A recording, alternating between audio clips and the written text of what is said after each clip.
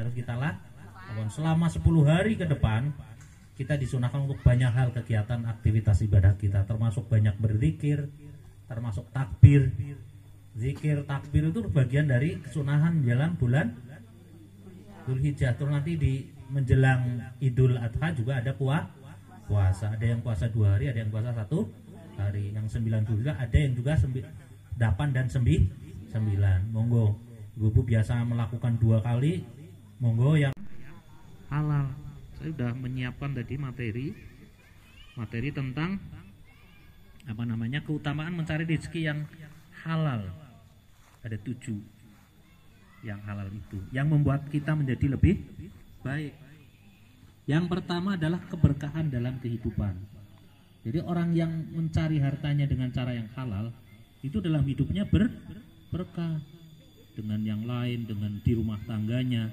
Halo Bu, insya Allah ibu-ibu PKK berkah semua.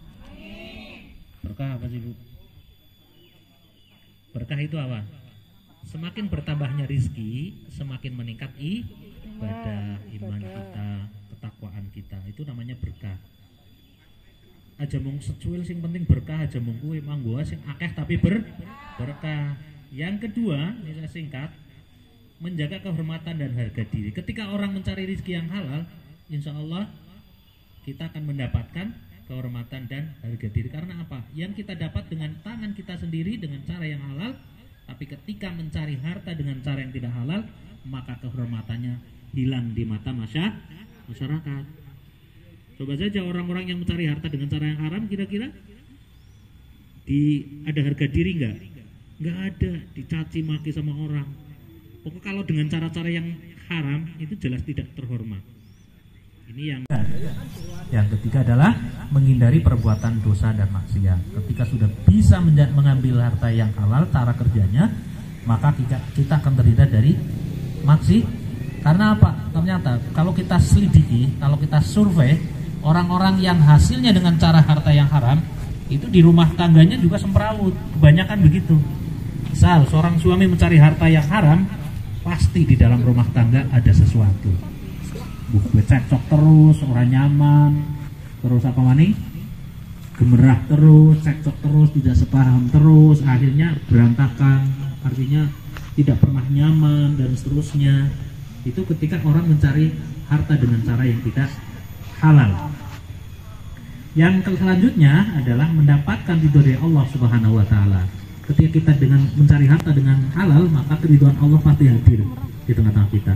Dengan cara apapun Allah memberikan, yang Allah pasti sudah memiliki kekuatan, sudah memiliki apa Subhanahu wa ta'ala. Rizki yang haram yang didapat maka akan mendapatkan kemurkaan dari Allah. Dimurkai pasti. Karena dalam hadis dalam Al-Quran itu sudah dijelaskan banyak hal, banyak ayat.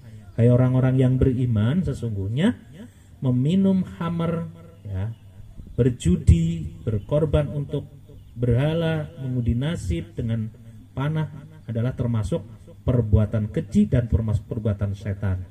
Maka jauhilah perbuatan-perbuatan itu halal. Tapi coba perhatikan orang-orang yang mengambil harta dengan cara yang haram, maka yang didapat adalah tidak harmonis, merawut kehidupannya. Jadi ya gembrungsung yang berapa hal yang menjadi penyebab itu semuanya.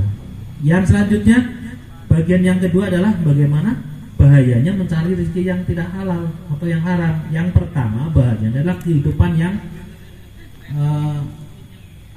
kehilangan keberkahan. Jadi berkahnya hilang di dalam kehidupan rumah tangganya, di kehidupan hariannya. Itu tidak ada berkah. Orang berkah kan tenang, senang gitu ya. Setika paha tetap ada ketenangan karena ada keberkahan. Coba saja bagi orang-orang yang punya mendapatkan rezeki yang halal, maka akan tenang. Tapi ketika mendapatkan rezeki yang haram dengan cara apapun, baik dengan cara yang tidak dibolehkan oleh Allah dan Rasulnya, maka kehidupannya menjadi tidak ada